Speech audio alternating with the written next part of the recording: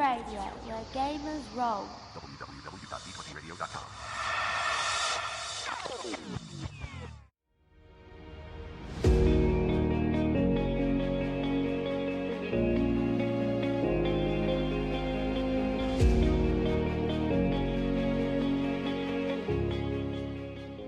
Hey, Cortex fans, been a while. Glad to be back. As always, I am your host, JT, and I'm joined by my cute pink fluffy ball of a co-host, Kirby. Hey, everybody, it's good to be back. Sorry, I had to throw the pink fluff ball in because, it had to be said at some point. I think that pretty much everyone thinks of that guy whenever they hear Kirby, so... I mean, honestly, it's what the fans want, so I will pander to that just fine. Yeah, I guess the only other one that I could think of was Jack Kirby, which, great drawings and stuff. Yeah. And before we get started, we'd like to give a special shout out to one of our D20 radio sister shows, Squad Tactica. And that's a Warhammer 40k Kill Team podcast hosted by a friend of the show, Sugi. You may remember that we actually answered some of Sugi's questions in a previous episode about Cortex Prime. And we actually were on his podcast to talk a little bit about Cortex and Cortex Prime and how that all works. And on the most recent episode of Squad Tactica, Sugi has on guests Steve and Tycho from Play on Tabletop to talk about all sorts of Warhammer goodness, and they discuss the history of Kill Team Challenger, some of their production process, and some of their favorite things about Kill Team. So it's very cool. You should definitely go check it out because it's a fun show.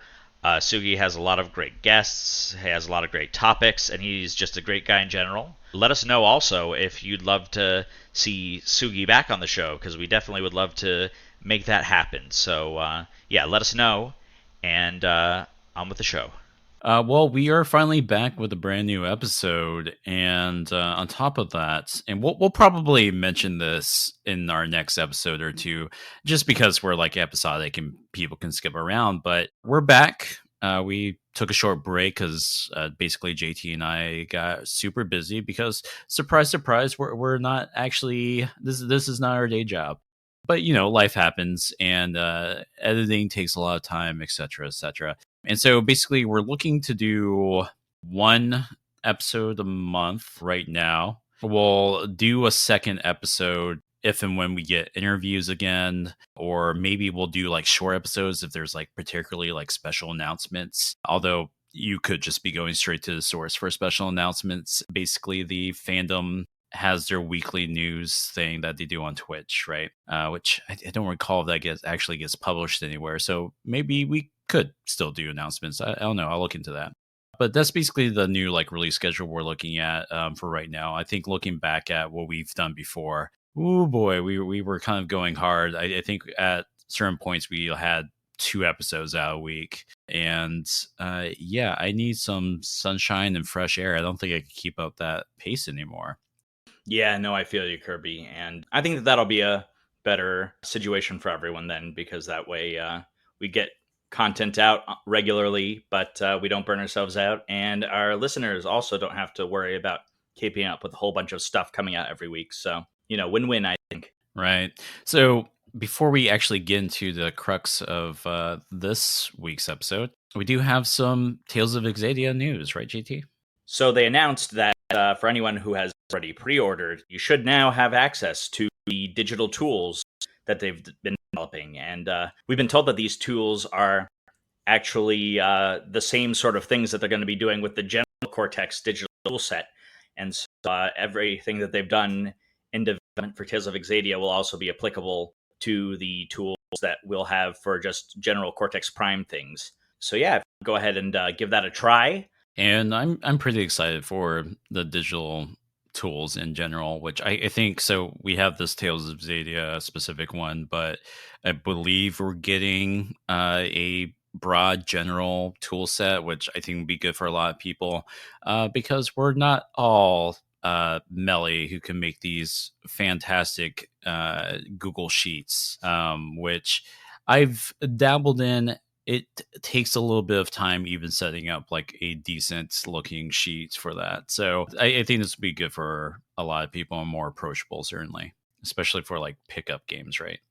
Yeah, for sure. Although we could always have Melly come on and do a Cortex spreadsheet tutorial, but I guess that'll be for another episode, maybe. I'm sure there'll be riveting content for a completely voice and audio format, but yeah, maybe. uh, Hey, Cortex fans. Well, when we actually recorded this episode, we weren't able to include some breaking news that we thought would definitely be relevant and was important to share on the show. And that news is that the Cortex role playing game, Cortex Prime, and related games have received a total of 7 nominations at this year's Ennies. And for those of you who don't know, the Ennies are an annually hosted series of awards that go to RPG products and games, and they're sort of like the Oscars of the tabletop RPG world. So it's a big deal that Cortex has been nominated for 7 different awards, and those awards include Best Product, Best Game, Best Rules, Best Layout and Design, Best Interior Art, Best Cover Art, and Best Family Game for Tales of Exadia, the Dragon Prince RPG Primer. So yeah, that's an incredibly well done job for the Cortex team and fandom and Cam Banks and all of them. And we'd just like to give them our congratulations. We're really excited and happy that they had the honor of receiving so many nominations, and we're definitely going to be rooting for them because they really have worked hard and they do deserve to be recognized for that. All right, back to the show. well, let's talk about this week's episode. We are going to be doing special effects. This is abbreviated as SFX, and it could be coming to a Cortex game near you. And in fact, most Cortex games should be coming in with at least one special effect, which is the Hinder special effect. But before we talk about that, let's just talk about what special effects even are. Well, you already sort of give a little bit of a spoiler because SFX stands for special effects. So there you go. Special effects, or SFX, are a kind of benefit or bonus that generally occur under particular conditions. They're attached to a trait set.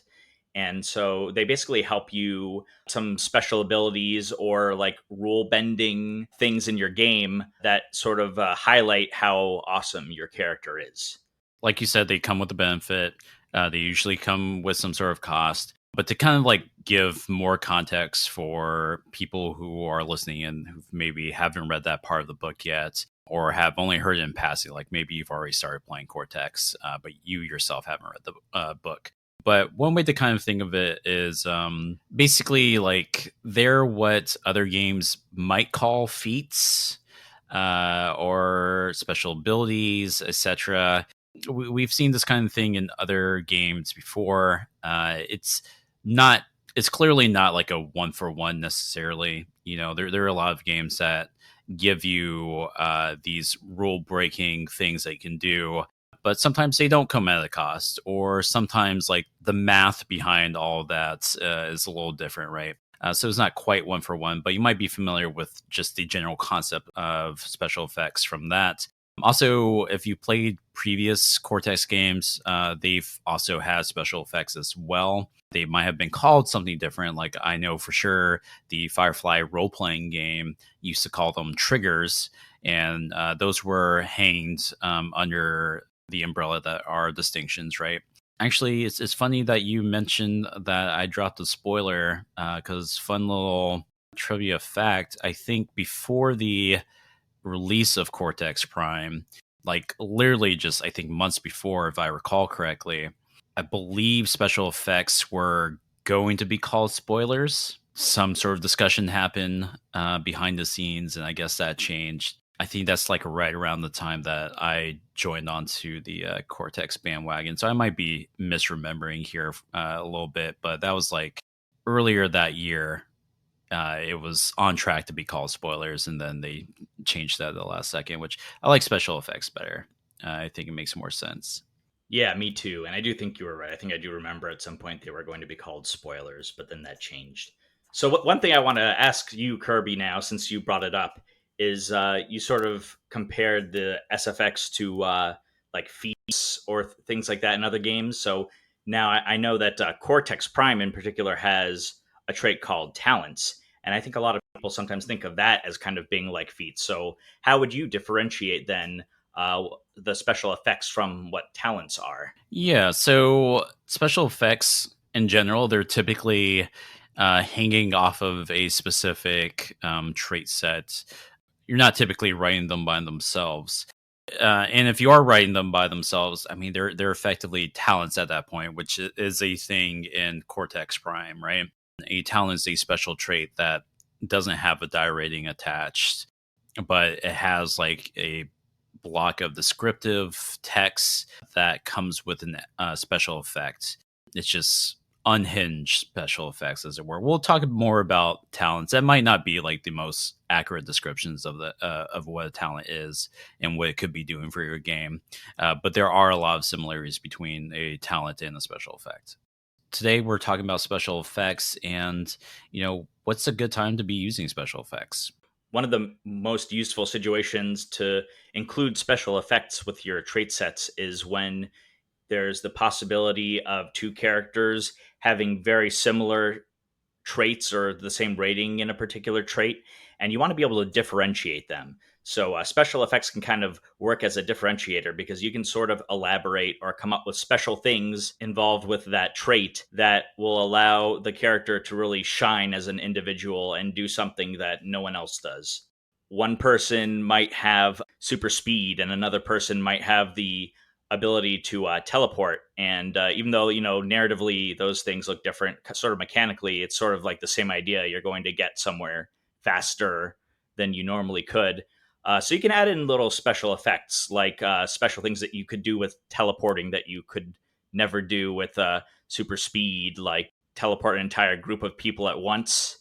Whereas with super speed, you might be able to drag a person along, but you can't just like send a whole group somewhere else instantaneously. For super speed, you could do things like like run around in a circle and create a whirlwind, which wouldn't work with teleportation. So that's just an example I was thinking of. A key word here that I really like that the book uses is that adds texture, like what JT was saying. I mean, that's effectively what JT was saying, says adding texture to who your character is and is building a difference between your character and others. Because, if we're talking like The Flash, which has a million speedsters, both in the comics and in the CW show, how do you make yourself distinguish from the other speedsters? That kind of depends on the scope of the game, but if we're talking about like a general superheroes game and you're doing a storyline where the team, the player characters have a speedster on their team, but then they have another speedster that they're going up for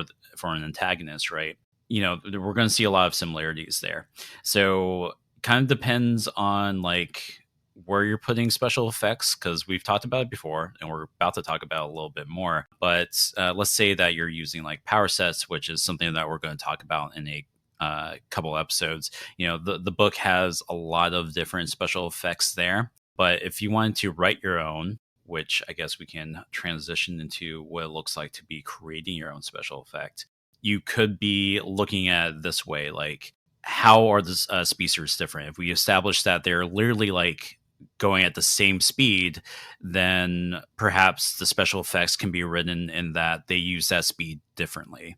One speedster might run out and create a large, massive tidal wave running across the water, which the other speedster can do, but it's not something that they're either just not good at, or it's just something that they don't think to do. And so the other speedster might be super good at really coordinating their speed in such a way that they can get a lot of people out of the way of danger better than the other speedster. We've kind of talked about this a little bit in previous episodes. I think we mentioned in passing that, like, the Thor and the Hulk would probably both have like a D10 or D12 strength die, or whatever the equivalent is for your build, right? You can use special effects to illustrate how they're strong in different ways. Right, because Hulk smash. Yeah. So like Hulk might have a special effect where the Hulk just spends a plot point and down goes a building. Thor might might be able to destroy a building, swinging, throwing his hammer, etc., but maybe he can't destroy it as fast. Or maybe for the Thor, it's more surgical precision than it would be for Hulk, at least comparatively, right, between the two of them. I would definitely say, like, with Thor's hammer, which is definitely got to be his signature asset, right? I mean, that definitely has some electrical properties there, and those could definitely play in with a special effect too. If you wanted to add a little oomph to your hit with your hammer, get some lightning going, and boom. It's probably easier to think about special effects when they're tied to magical or magical abilities and such, but you can totally have like a non-powered game where it has special effects, right? Oh yeah, for sure. And so you can have like two characters who are like, I don't know, grizzled vets, right? And maybe that's like literally their distinction, either because they both thought to write it that way, or maybe they're playing with a pre-written list of distinctions, right? And they just both happen to grab that distinction. You can use special effects to distinguish them a little bit more. Maybe one grizzled vet has a special effect where it's easier for them to connect with other veterans. Whereas like maybe the other grizzled vet used to be a drill instructor and has a way with words, so to speak, and motivating other characters. So maybe that grizzled vet can raise their blood pressure stress, but give another player a stunt die that helps them in this situation, that motivates them. Right? Not the best example. I'm just kind of riffing here, but yeah. Man, now you got me thinking about a game where you've got like a resource that's like your blood pressure. How much to accomplish, without raising your blood pressure too high. And yeah, that's my humans and offices build. Oh, there you go. Oh God. All right, you heard it here first. But let's talk about creating special effects. I do want to make sure we don't forget that it's generally assumed that there's at least one special effect in your game, and that's the hinder special effect. Yeah, that's right. And hinder special effects, you may have seen if you've played Cortex Prime, because it comes up a lot, is where you will earn a plot point by switching out your one trait value that you have for a D4. Even if you have like a D12 superhuman strength, you might be able to, or you would be able to earn a plot point by switching that out for a D4. And so you're basically complicating things a bit because you won't be able to roll as high with that D4. And you're also going to have a higher chance of a complication popping up. Right. And it's one of the ways that your players are going to be gaining plot points. So something I like to make sure I drive in with new players is that, you're only really out of plot points when you want to be out of plot points. For the record, that's not my saying. It's a common saying, I think, on the Discord. Part of the reason why people say that is because of the hinder special effects. At some point, you just gotta take a moment where you're potentially not going to do as great, right? So that you can get a plot point later on. And it just goes to show that, for every, good thing about a character or every like cool thing, there can always be drawbacks to stuff. Like superhuman strength can always end up breaking something you didn't want to break. You never know. You could end up, crushing someone's hand when you're shaking it or something. So it's just a way also to show that, it's not always going to be to your benefit, this special ability you have or this property. And, we talked about how special effects can provide texture to a situation.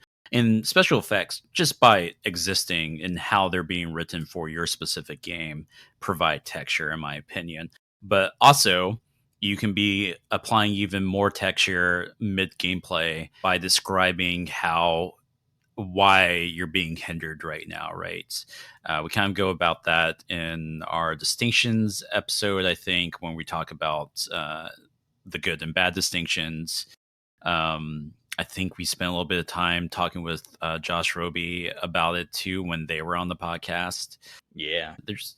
With these dice, like, even if, special effects aside, you should be letting dice color the situation. It's very easy for players in this game and other role-playing games to like look at their sheets when you're giving them like multiple options, right? For, letting them decide what they roll. it's very easy for them to just look at their sheet and be like, well, these two skills are the same. I'm just going to roll it. It doesn't matter. But it kind of does matter. It should be coloring the situation.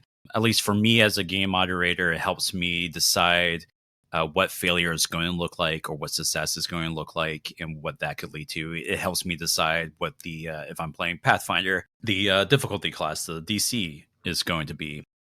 And it helps here, even though, your game moderator is going to be rolling the difficulty against you. Taking a moment, even just like a little line to say, I'm hindering myself because I think I'm going to accidentally crush this guy's hand because I'm so strong and I just got done with the fight and I'm not thinking about controlling my strength anymore. And this is going to remind me potentially, right? Totally. And I think it would be helpful, actually, if we sort of go over, because we were talking about creating special effects, what some of the components and types of costs and benefits you can get with special effects. We already mentioned it. Every special effect should come with a cost and a benefit. And GT and I were actually talking about this before the show, but there's something to writing special effects where you have to decide, you're kind of like low key doing like world building, right? And it's just like, should this beaster have to, spend their sessions or milestones or whatever to pick a special effect that lets them run on water, or can speedsters just do that, right? In which case, I'm not going to write the special effect. But in terms of getting to the specifics of cost and benefit, JT and I were talking about like how there's kind of an unwritten cost, right? To how often is this situation really going to come up? Because you'll come across pre-made material or you'll get in situations where you're creating your own special effects and you have to justify like, why does this special effect seem to get more bang for his buck than this other special effect that was written, right? And the answer to that might be just purely because it's not going to come up much. But yeah, let's get into what the book covers for costs and benefits. JT, what are some of the costs that might be applicable to a special effect? Probably the most common cost for a special effect is to spend a plot point. And, a lot of Cortex games are going to be incorporating these plot points because they just add this sort of narrative dimension and allow you to sort of like manage these different abilities and things that people have. So a lot of times that's how you're going to be spending them, is to activate something like a special effect. Other things you can do is step down one of your dice, like we talked about for the hinder special effect.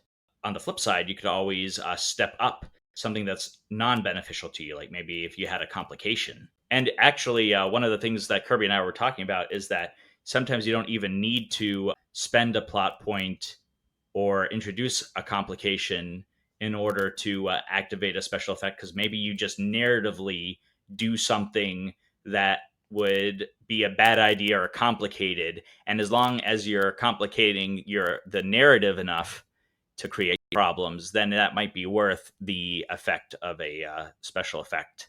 You can get creative with that, Yeah, definitely. And we do have some examples. So, this flying over your head, or if you're having like, what's the term, like choice paralysis, right? Trying to figure out like what cost goes better with what benefit. Maybe this will help you because we are going to do some examples where we're kind of drawing from stuff we've written, drawing from stuff that has already been written for official material, and kind of our thinking behind it. Which, to be clear, JT and I have not written anything for official material. I should probably clarify. But yeah, I think it's easier to think about what the benefits are for this cool thing that the player is going to be able to do, and harder to write a cost. At least for me, it is, right? If I were to riff here, like spending a plot point, which has already been pointed out both by JT and in the book as being the very common cost, is very, very easy to just lean on. But when is a good time to step up like a non-beneficial die, which is listed as one of the things, right?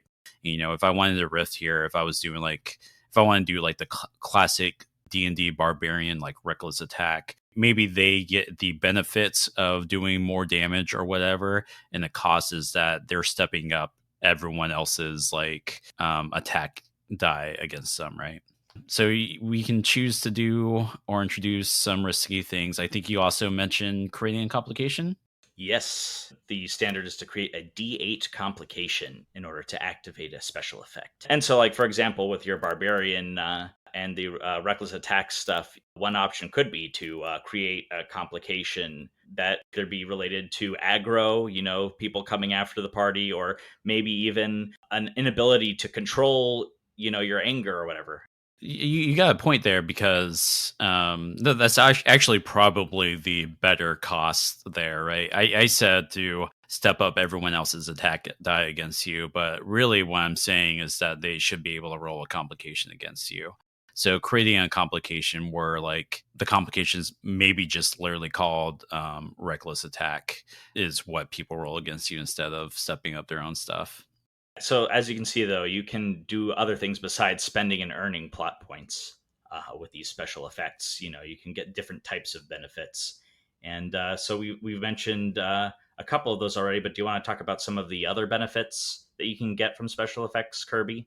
On the flip side, you could be stepping up a beneficial die, which I kind of touched on when I was riffing the barbarian special effect idea. You could be doubling a beneficial die, which I guess to circle back a little bit to clarify, stepping up means to make larger. So stepping up a d6 becomes a d8, etc.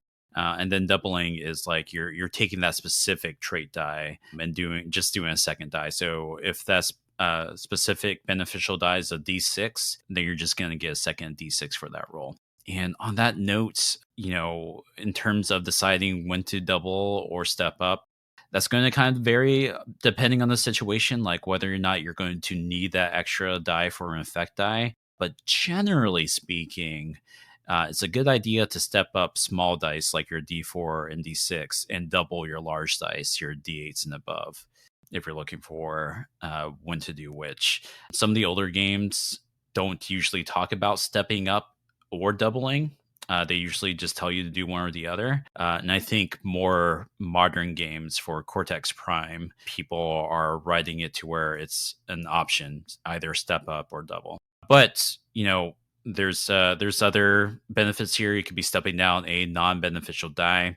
This is usually going to be a complication. You can be introducing a non-mechanical story detail. The example they give here is, hey, I think I know that guy's brother. You could be renaming a complication where it's like, I'm not sickened, I'm angry. You could be re-rolling a single die, or you could be creating a D8 asset for the rest of the scene, which I believe that when you're creating D8 assets like this, it's normally referred to as stunts, if I'm not mistaken. To circle back to reroll a single die, it's curious that they don't mention it when there's so much like official material that lets you just reroll an entire dice pool.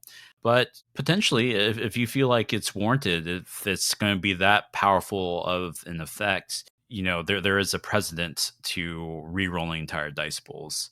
Yeah, so you got me thinking, Kirby, because when you're talking about all of these various benefits that you can get besides plot points, like for example, you talked about the stepping up versus doubling, and I was thinking that a lot of these benefits, you could sort of tailor to the narrative as well, where maybe if you have two pistols, maybe you're going to want to double it to represent the sort of damage or the chaos created by shooting off two pistols at once, whereas maybe if you've got like a single shotgun or something, you can sort of think about stepping it up in terms of just getting like a really good shot at someone, or maybe like shooting from a closer range or whatever you might think. But I could just see that as another good way to sort of decide how you're going to structure these special effects if you're creating them.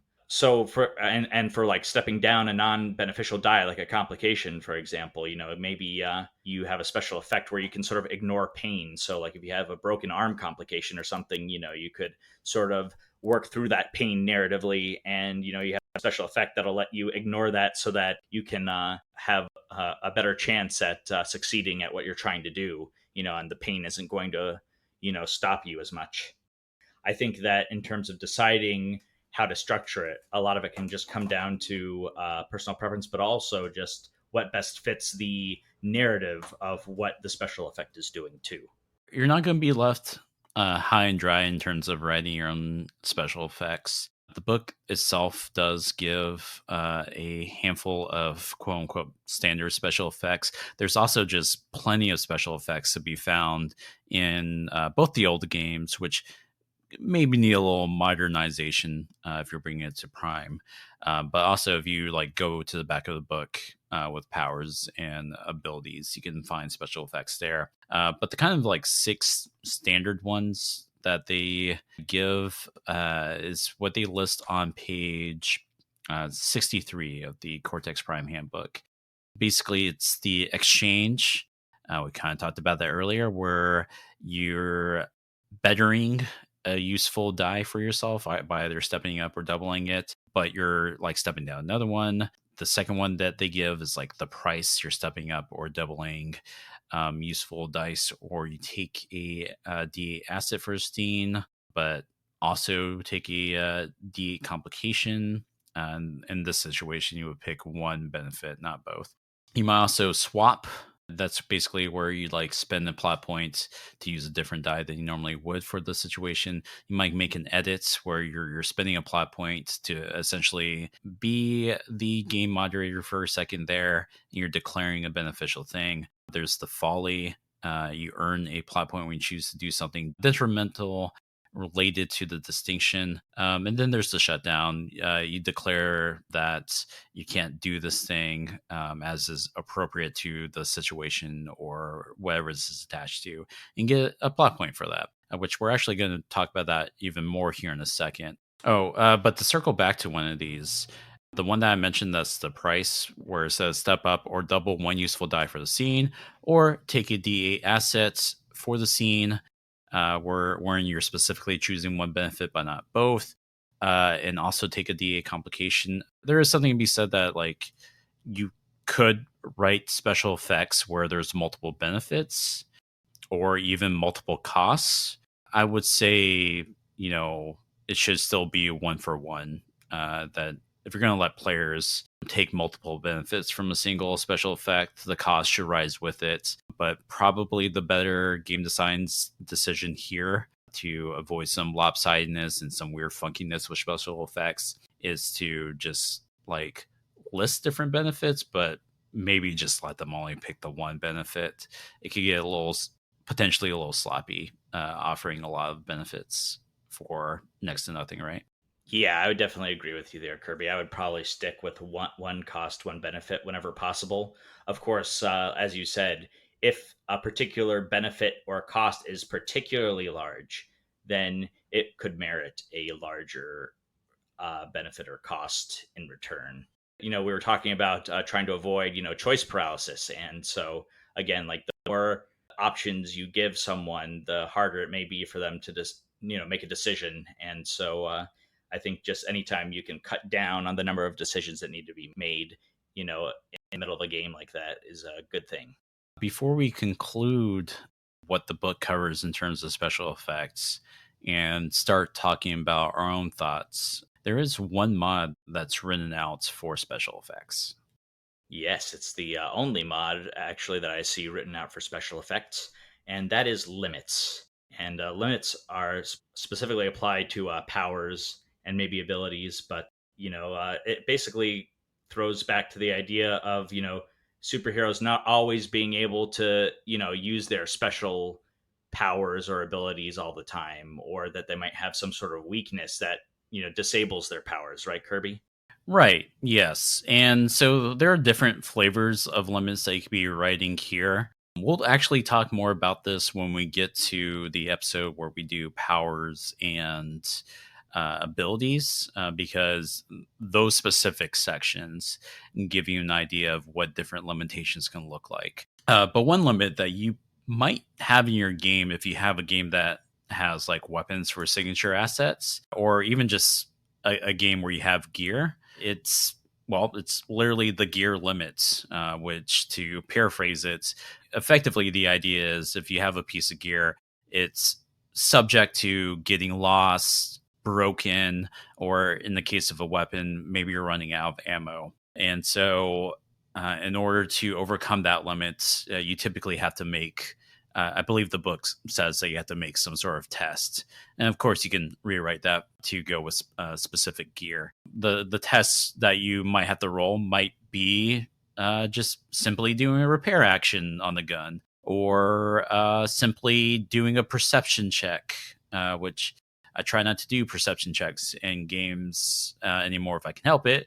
But maybe you're like on the battlefield and you do perception check looking for more ammo for your gun, right? And again, this is not just for guns. Maybe your shield breaks, or maybe your trusty rope snaps, right? And so you get a plot point, but there's some caveats with that, right, JT? Yes, you do get the plot point. In exchange, you end up shutting down some sort of benefit like a power or a gear, like you were talking about, until some other requirement is met, either by like waiting till another scene or until you were talking about like doing a test to fix whatever the issue is with the gear. Another thing is that you can actually have the GM activating limits sometimes by spending a plot point. You could also, if you're using a Doom pool, you could use a Doom pool die. But usually, if the GM is going to do that, you should probably give the player the option to activate it themselves, just because if they are not the ones activating it, then they won't gain the plot point for doing it. So, just to always allow the players to be able to get that extra edge and, get something in return for having something complicate their lives. It's always good to not try to screw them out of that. Right. It's kind of like a halfway between a hitch and the hinder special effect. The hinder special effect is firmly in the player's hands in terms of deciding when to like actually hinder themselves. And it's kind of the same idea here, where preferably the player is the one making that declaration, is like, I'm out of ammo. I just emptied my magazine, right? But it's kind of like halfway between a hitch too, because, if the player decides not to take that opportunity, the GM can just spend a plot point or doom die, right, to just do it. They don't need the player to have rolled a hitch. Arguably, I probably shouldn't have mentioned hitch to avoid that confusion. The GM is not explicitly activating a hitch when they're doing this. They're just flat out spending the plot point. So, like, it's kind of like in Fate when you're introducing compels. The GM can, try to compel you, and they generally will offer you a fate point when they do that. But the player can also choose to earn fate points by, compelling themselves. And so the idea there, though, is that you're always trying to let the player benefit when that happens. Right. And it's interesting you bring up fates. I'm sure, I've talked to players who are familiar with fates, and Cortex always seems to remind them of fate.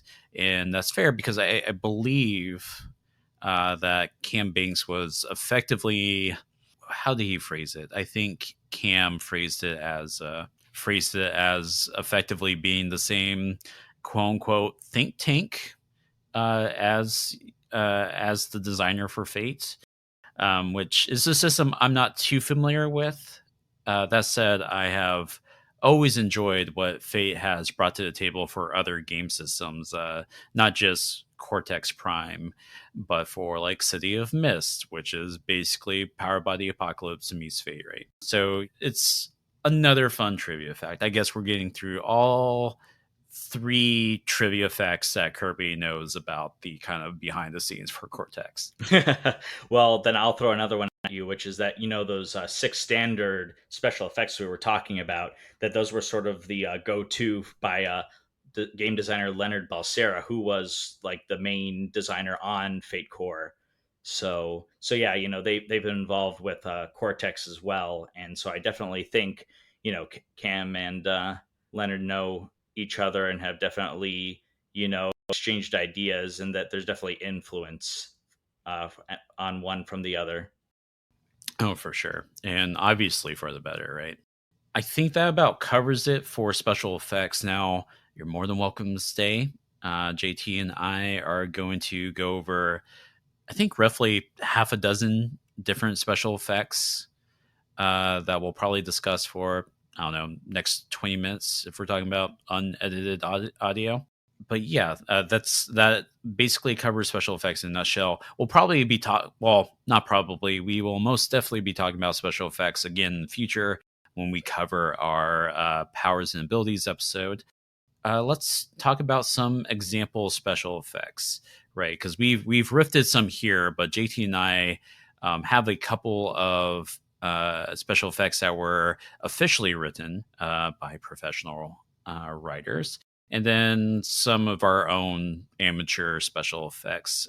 So I'll just start with two professional ones that I'm going to read off now. Again, these are not ones that JT and myself have written. We're not professionals. There's one from Firefly, which back then they were called triggers for that specific Cortex build. And in Firefly, they hanged special effects off of distinctions.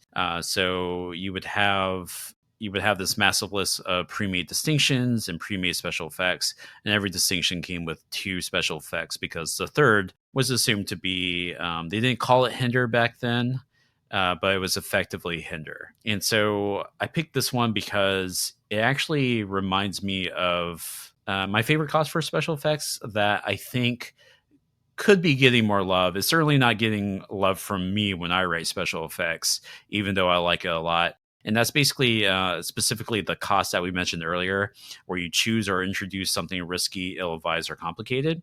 And so the special effect I picked was Big Mouth. Or sorry, not Big Mouth. Big Mouth is the distinction that the player would have had, and then the special effect is called Loose Lips. You gain one plot point when you tell someone everything you know about a subject with minimal prompting. Absolutely love that idea, because we can imagine a scenario where your cruise ship has docked. Maybe our Big Mouth here is at the bar, not even drunk. He just arrived at the bar, and someone who has invested interest in the crew for nefarious reasons just approaches him out of the blue, makes small talk, and our Big Mouth just talks about the crew's next plan. And then we fast forward to next session, and we have this whole new third faction trying to get in on the heist or whatever because of our Big Mouth. Absolutely love that one. Yeah, that's great. And that's that you said that's from Firefly, right? Yes, that was from Firefly. And then to get a modern example, again, this the second one is professional work. We have Tales of Exadia, who have also decided to hang their special effects off of distinctions. The one I'm going to read off is for the pre-made character, Trestle, he, him, who's this salty, snarky teenager who is a dark acolyte. They do dark magic in Tales of Exadia. They have a special effect called Bad to the Bone. Recover either afraid, exhausted, or insecure stress when you create a bad situation out of your actions. You notice there that I have once again picked a special effect with the same cost. You're choosing where the character is choosing to do something harmful or ill-advised, to say the least, right? And that just says that they just flat out get to recover a stress, which is pretty powerful to just flat out recover a stress or complication, right? Because normally you have to roll for it, or you'll have special effects that are less powerful, where you'll get to step it down because of the special effect, but you don't necessarily recover it. So that's a big thing in exchange for creating bad situations. That kind of circles back to what JT and I were talking about earlier, where, you know, some special effects you get more oomph for your buck, and that should scale with either like mechanical cost or, more often than not, narrative costs. We talked about the unwritten costs of potentially this isn't going to happen a lot, and we can argue that, you know, the player isn't, unless they're me, I could see myself doing this a lot, but the player, your average player, is not always going to keep creating a bad situation just so that they can recover, right? So that won't necessarily happen a lot, and presumably, and that's why this special effect is kind of more powerful. You're not just stepping down one of those stresses; you're getting rid of it entirely. And so those are two professional special effects that I have picked out, mainly because I want more people to write the choose to do or introduce something risky, ill-advised, or complicated special effect. But GT, I believe you have a couple of special effects that you've written out. If you wouldn't mind also building some context around that, and just read it off and then give us your thoughts on why you wrote it that way. Sure, yeah. So I've been kind of into the idea and like setting of like Bronze Age, Mythic Age sort of stuff with, heroes and, sort of like just the age of myth and mythology. So I actually did a distinction based or I did two distinction based special effects for a distinction that I called demigod hero, because you see a lot of that, in Greek mythology. So if you're playing a demigod hero, one special effect that I created was that you could spend a plot point while engaged in combat with a Titan in order to add a D8 Titan's Bane asset to the scene. And, that just sort of reflects the classic battles between gods and Titans. And, they don't like each other very much. And, the gods always seem to be the ones who get the upper hand most of the time. So I thought that would sort of be mechanically and narratively appropriate in that situation. And then the second one I had, when you're a demigod hero, you can't really go anywhere without being recognized for your deeds. I was actually thinking about this just the other day because I saw an episode of Xena Warrior Princess, which I haven't seen in a while. But Hercules made a guest appearance in that, and basically everyone knew him by sight pretty much and wanted to talk about his labors and different things like that. So they get a lot of attention. They're like the movie stars of the ancient era. So, but yeah. So anyway, my special effect to reflect that is that you can earn a plot point and create a D8 all eyes on me complication. And so what that's going to do narratively is whenever you go anywhere, people are going to notice you, and it's going to be really hard for you to, sneak by unnoticed or basically to do anything without drawing some attention to yourself. That has obvious consequences in the narrative for if you had to do something sneaky or if you didn't necessarily want to stand out too much. And so, but I figured that fit sort of the demigod hero feel I was going for pretty well. Yeah, I like it a lot. We've been talking about this whole time, but part of texturing stuff is like making sure that it reinforces the feel of your setting.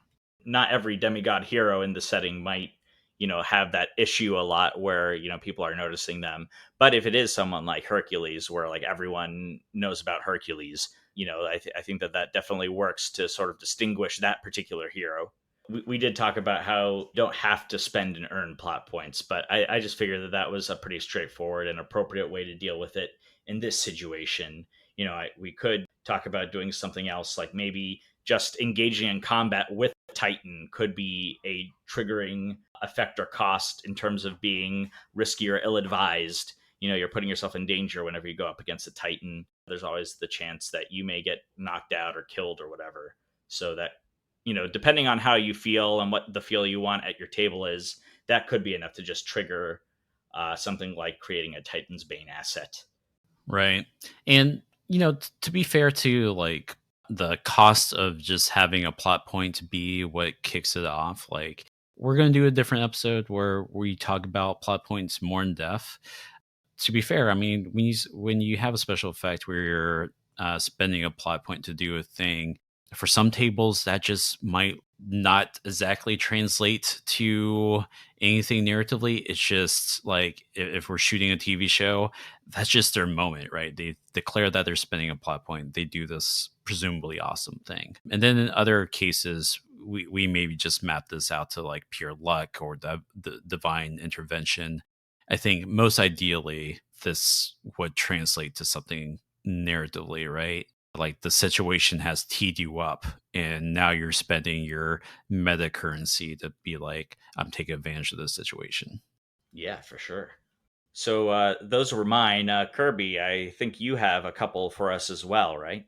I sure do. So both of mine are from two different Cortex builds that I personally just did for myself. At the time of this recording, we have Avatar Legends, right? Which is the Avatar: The Last Airbender role playing game. Legends because you're not necessarily playing in that era with Aang as your avatar. Right. PBTA, actually. Powered by the Apocalypse, currently blowing records on Kickstarter. Yeah, that's been nuts.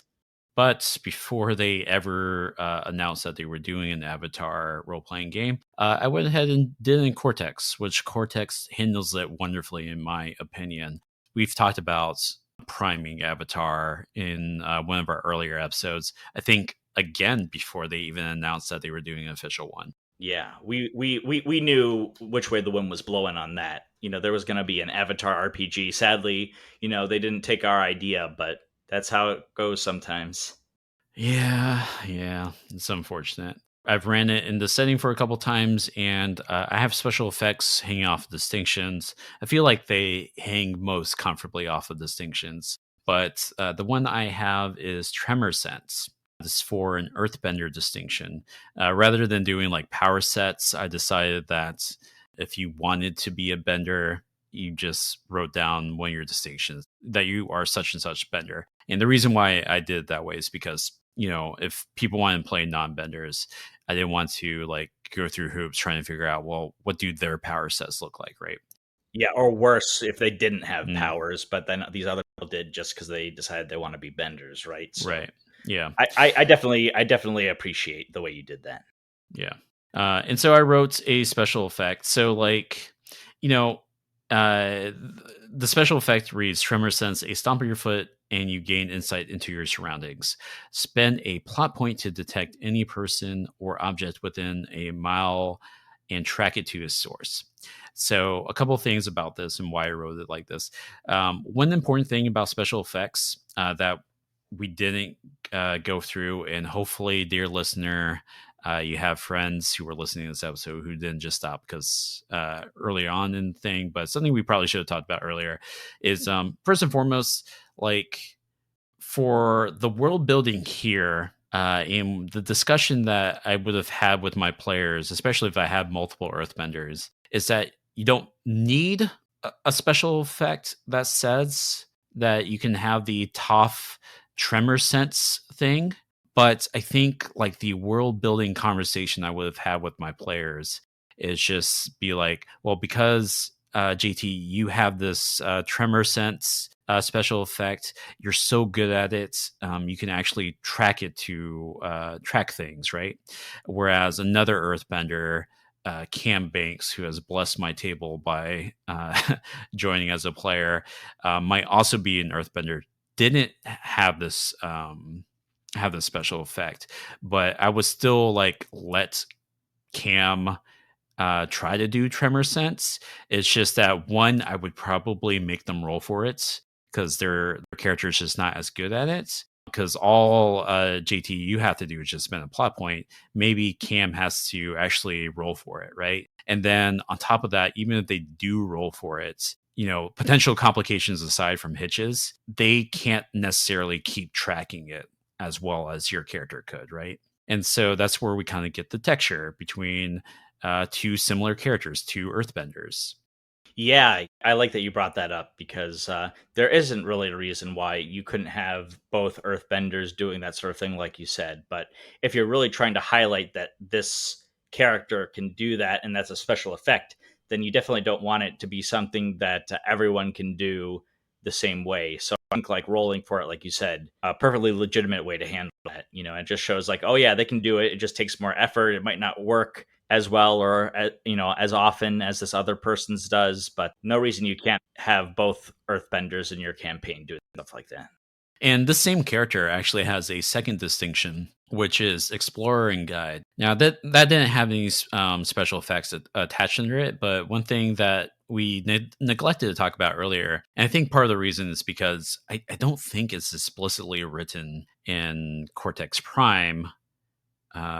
Skimming through this, I don't think it is, but you don't need to be using that trait necessarily in order to use a special effect. And what I mean by this is, if my party was in the woods and they were tracking down, let's say a bandit, right, and they're trying to get through a wilderness that they're just not familiar with, it is very apt for them to decide to roll Explorer and Guide.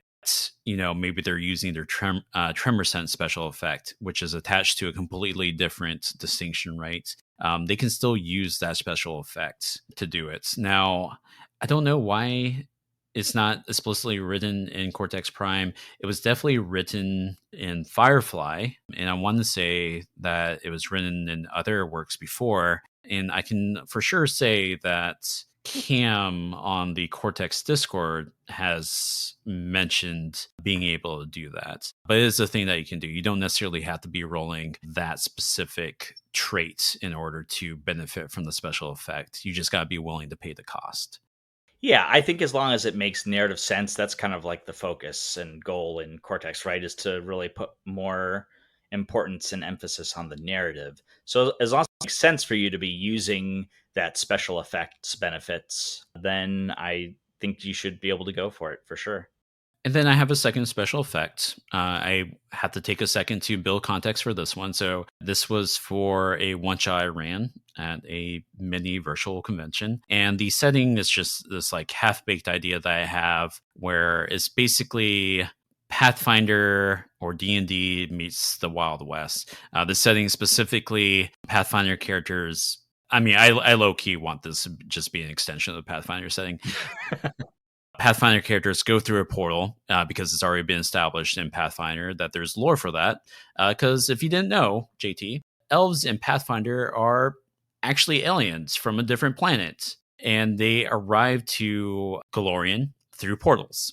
So there is a precedent for it. And so my thought for the setting was like, what if they go through this portal and just arrive to the quote unquote frontier, which is this world like their own. It's just not inhabited by any sentient creatures. It is a evolved Pathfinder setting where they start having sort of Wild West technology. So we have trains, we have more guns than what Pathfinder already gives. And the idea is that you don't really have people who use sword and shield anymore. You have even fewer people learning to be a wizard, because why be a wizard when in this setting you can just go up the street and buy these enchanted guns?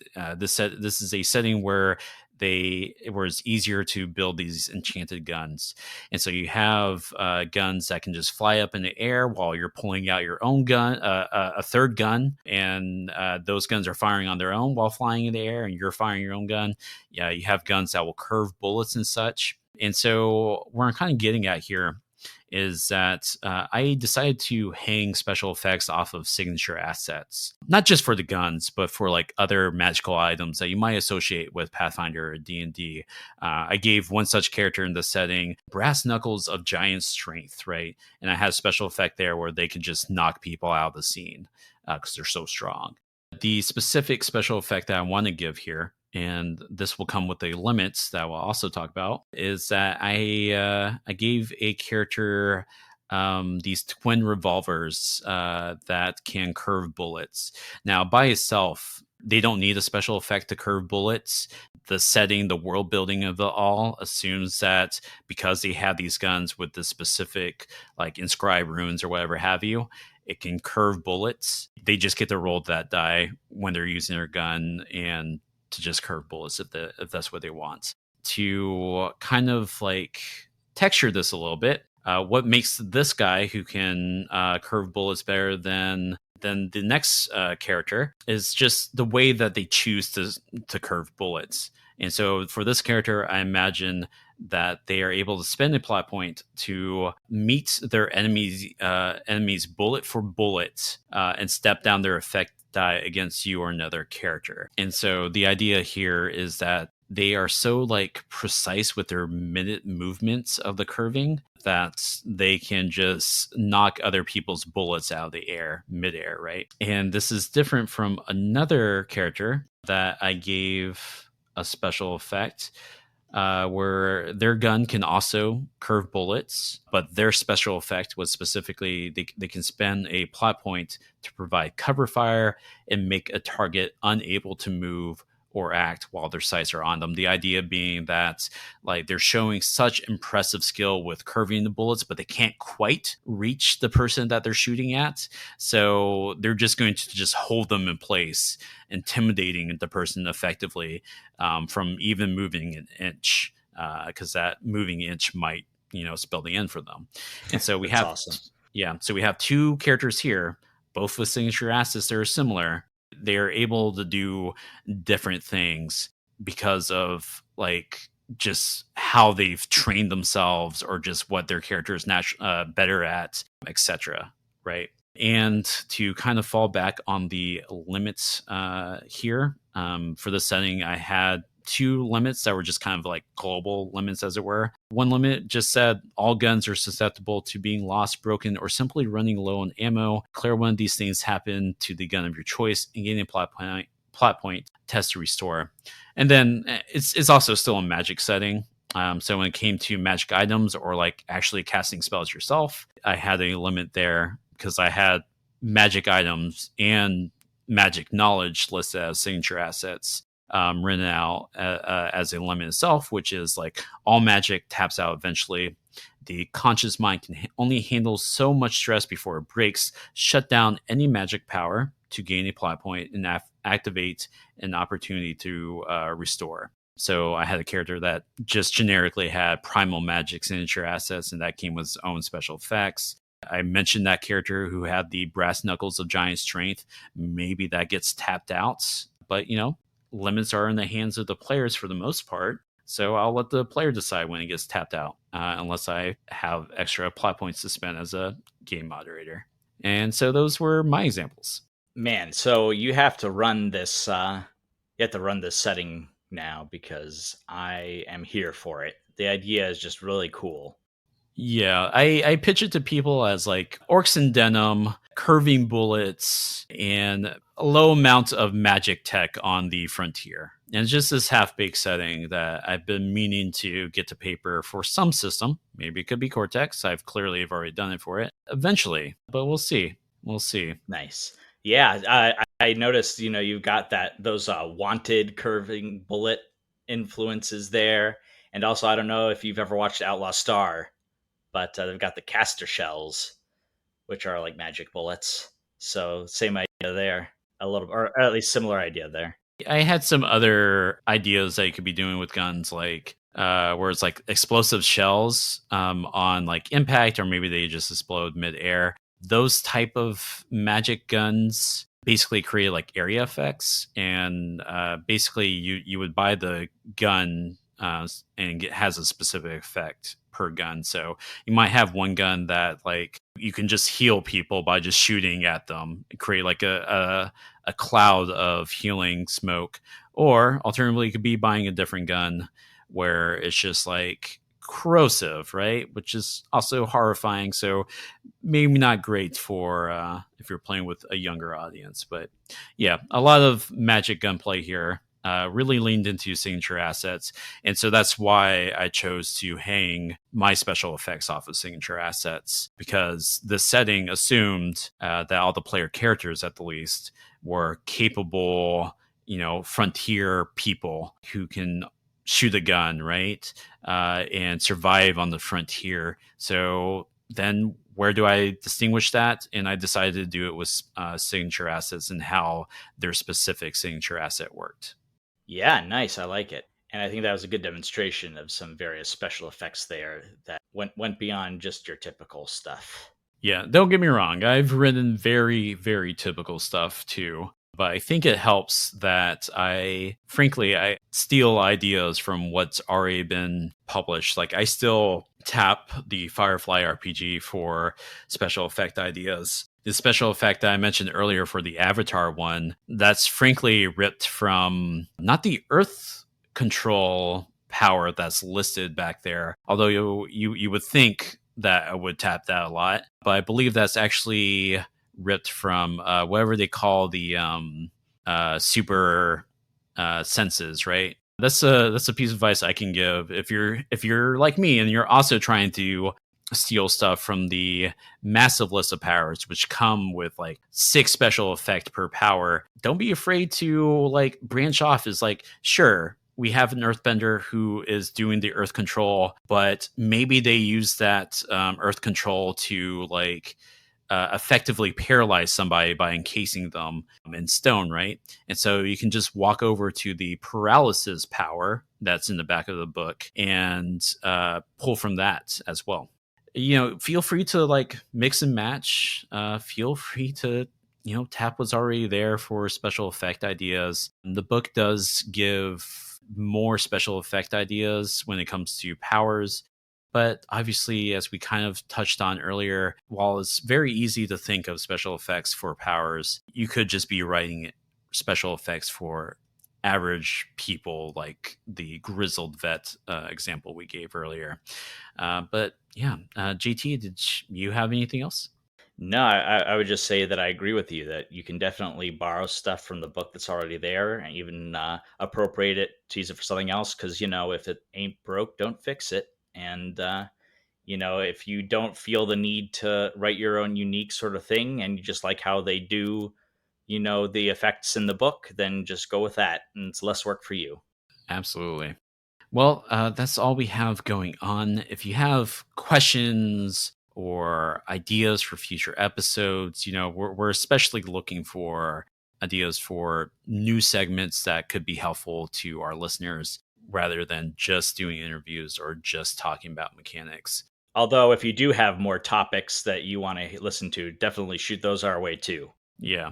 And you can find the various places that we're at through the link tree that I'm going to include in the show notes. But we are effectively on Reddit, Twitter, Facebook, probably other random stuff that JT has signed us up for. Discord, don't know. Yeah, we're typically at PBC Pod or thereabout for those various things. Again, that will all just be in the show notes. And yeah, JT and I are also in the Discord. At the time of this recording, I haven't been that active on the Cortex Discord. But, if you want to hit myself up or hit JT up, I believe we're both on there using our real names, at least for that server.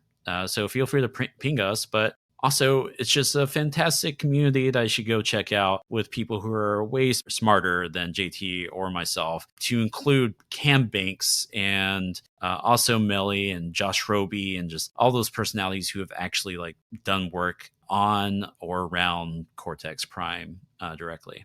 I don't know. I feel like I know Cortex better than Cam does. Yeah, I think Cam could take some notes from us, but yeah. we'll talk about that next interview. All right.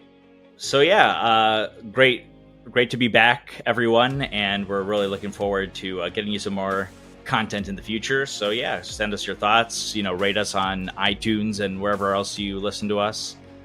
So we can get reach more people. But yeah, I guess we'll see you next time. Later.